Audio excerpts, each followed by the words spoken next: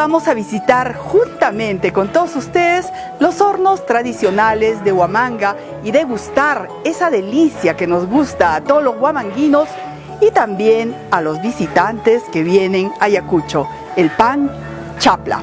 ¡Vamos!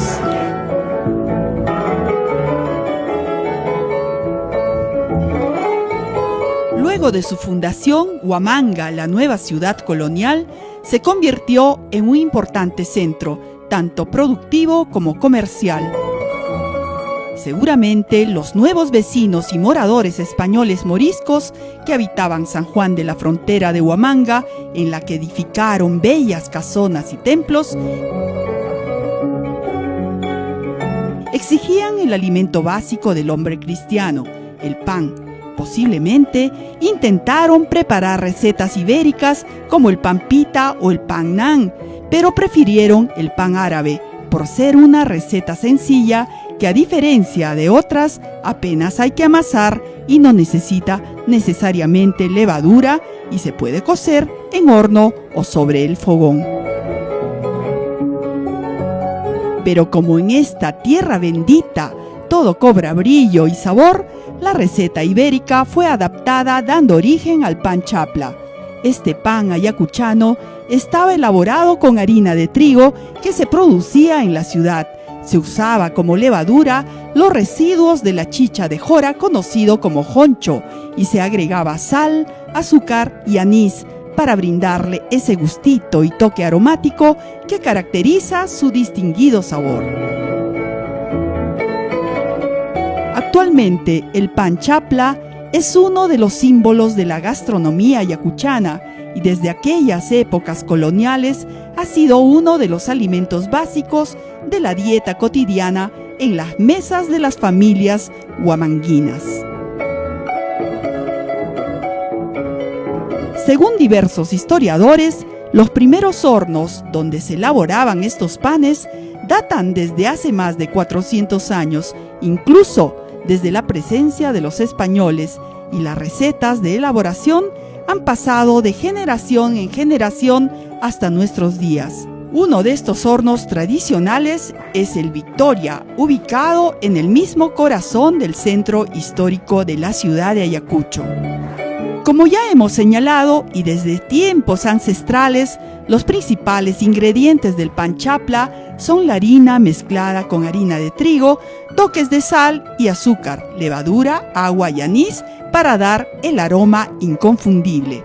En muchos hornos ayacuchanos, aún la preparación se realiza de forma tradicional, es decir, sin utilizar maquinarias como muchos otros, con el avance de la modernidad. Los ingredientes se mezclan a mano hasta lograr una masa consistente. Posteriormente se realiza el tajllay, proceso donde se aplasta la masa, seguido por el puñuchij, reposo de la masa hasta su maduración, y finalmente el payay y el asta, que consiste en levantar y poner la masa lista al horno para su cocción. Una vez en el horno, las pequeñas masas van tomando forma con un color tostado.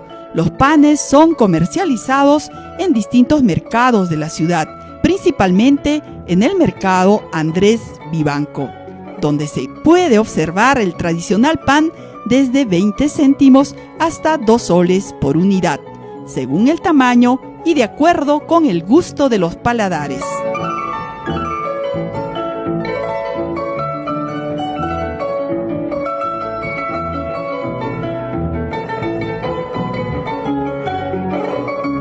Una ciudad con tantos hornos y panaderos como lo es Huamanga no puede dejar de celebrar a la patrona de ellos, la Virgen del Patrocinio, en la iglesia de la Buena Muerte, barrio donde aún hoy se concentra la mayor cantidad de hornos a leña de la ciudad.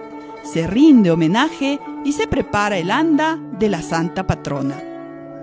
En la actualidad, existe una asociación de panificadores de Ayacucho, la misma que está integrada por más de 80 hornos y panaderías, las cuales elaboran la chapla para abastecer el mercado local, pero también elaboran otras variedades de panes como el tantahuahua y los distintos bizcochos con peculiares sabores y formas.